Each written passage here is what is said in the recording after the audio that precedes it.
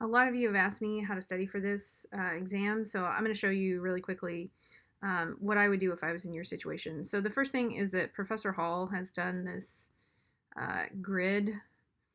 You can access it on Canvas. I would do all of the things that he lists in here. He says there's like something like 90 steps. You want to read the book, you want to read the slides, you want to work the problems in his slides. That's no different than any other exam, be it online or not. This is an open book, open note exam. If you look under modules, here's the lecture guide. This is at the very top. I moved it to the top of the page. If you open it, it will show you each set of lectures and exactly where to go to look at different modules. You want to watch me do all the problems and go through all the problem sets, and I will update this as I continue through the rest of the semester, so you should definitely do that.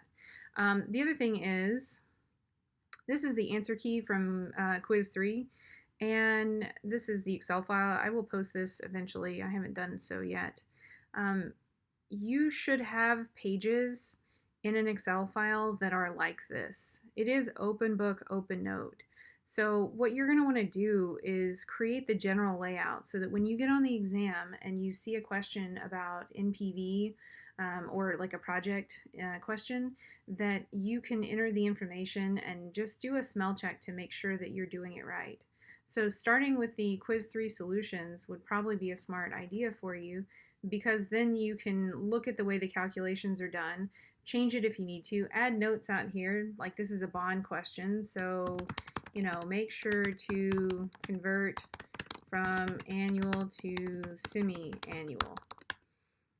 You can add whatever notes too, like this formula is helpful only if, and then whatever. Those things are things that would keep you super prepared for the test. You only have a couple hours, like I think it's 2 hours to do the exam. You want all these equations ready to go. You also might have a formula sheet in front of you where you can look at your formulas and say, this is exactly the formula that I need. You can write down as many as you want, but make it easy for you so that you can figure out what module a question comes from and then immediately see the formulas. Do not wait until the last minute to do this. It's so much easier if you do it a week before. Anyway, I'm not going to go over a specific material. I don't know how long the test is going to be yet, but if you want to study, that's how you do it.